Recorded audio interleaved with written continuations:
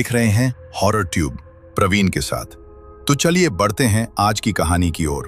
19 तारीख को रात के 10 बजे जब मैं ट्रेन से उतरा तो सबसे पहले मैं एक बेंच पर जाकर लेट गया, क्योंकि मैं पिछले 5-6 घंटों से खड़े खड़े ही सफर कर रहा था, जिस वजह से मेरी कमर और पैरों में तेज दर्द हो रहा था।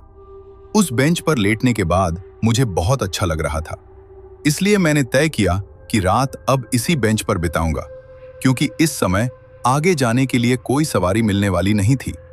मैं उस बेंच पर लेटे लेटे कब सो गया पता ही नहीं चला।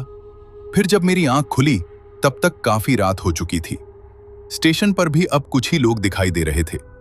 उनमें से ज्यादातर लोग मेरी ही तरह फंसे हुए थे। मैं तो सीधा सुबह ही उठता, लेकिन प्यास के कारण मेरी आंख खुल गई थी।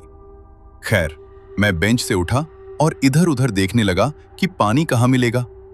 कुछ देर इधर उधर नजर घुमाने के बाद मुझे एक नल दिखाई दिया, जो प्लेटफॉर्म के बिल्कुल आखिरी छोर पर था।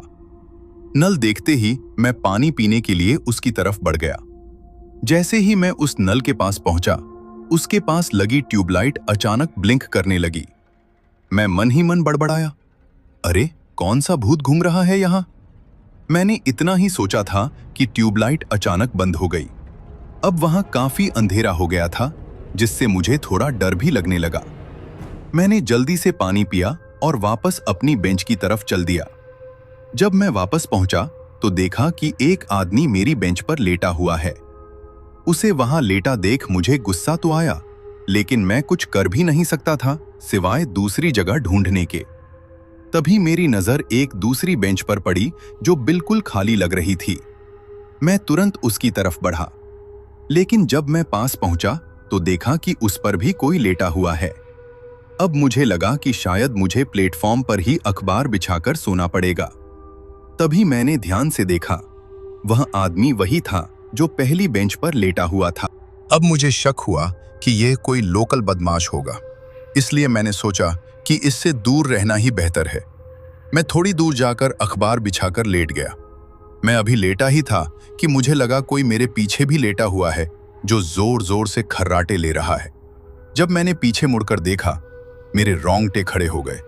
उस आदमी का जबड़ा टूटा हुआ था और उसकी आंखें नीचे की तरफ लटक रही थी। मैं जोर से चिल्लाते हुए वहां से उठा और प्लेटफॉर्म से एग्जिट गेट की तरफ भागा।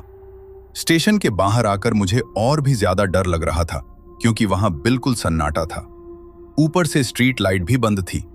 मैं भागते भागते टैक्सी स्टैंड की तरफ पहुंचा, ये सोचकर कि वहां कोई न कोई मिल ही जाएगा। लेकिन जब मैं वहां पहुंचा तो सिर्फ एक आदमी चारपाई पर सो रहा था। मैंने उसे झकझोरते हुए कहा, भैया रिंग रोड चलोगे? वो नींद में बोला, नहीं यार।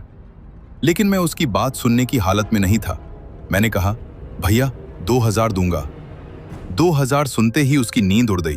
वो तुरंत उठकर बोला, ठीक है बैठो, तुम दोनों। तुम दोनों?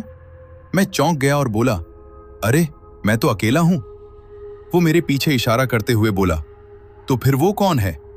उसका इतना कहना था कि जैसे ही मैंने पीछे मुड़कर देखा, वो शैतान मेरे पीछे खड़ा था। उसे देखकर मेरे हाथ पैर कांपने लगे। मेरा हाल देखकर ड्राइवर बोला, भाई साहब आप ठीक तो हो? लेकिन तभी वह अचानक जोर से चीख पड़ा। मैंने उसकी तरफ देखा तो उसका चेहरा भी उसी शैतान की तरह हो चुका था। मैं तुरंत वहां से भागा।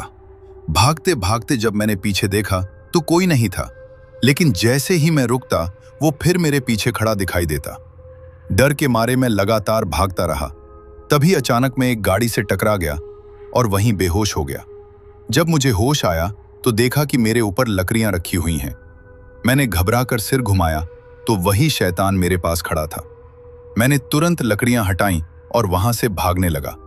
तभी कुछ लोगों ने मुझे पकड़ लिया और बोले, हमें लगा तुम मर गए हो, इसलिए हम तुम्हें जलाने ले आए थे। मैं घबराकर बोला, नहीं मैं जिंदा हूं, लेकिन वो शैतान मुझे जिंदा नहीं रहने देगा। उन्होंने पूछा, कौन शैतान? मैंने उन्हें सारी बात बता दी और कहा कि वो अभी भी मेरे सामने खड़ा है। तब उन्होंने शमशान में मौजूद एक अघोरी को बुलाया। उस अघोरी बाबा ने अपनी साधना से उस शैतान से मेरा पीछा छुड़ाया। उन्होंने बताया कि उस नल की पानी की टंकी में किसी ने उस आदमी की हत्या करके उसकी लाश छुपा दी थी। तब से जो भी उस नल का पानी पीता है वो उसके पीछे पड़ जाता है। और उस स्टेशन पर एक बोर्ड भी लगा है, पानी न पिएं, प्रेत बाधित है। तो दोस्तों, आज की कहानी में इतना ही। अगर कहानी आपको अच्छी लगी हो तो चैनल को सब्सक्राइब करें और वीडियो को लाइक, शेयर और कमेंट जरूर करें। धन्यवाद।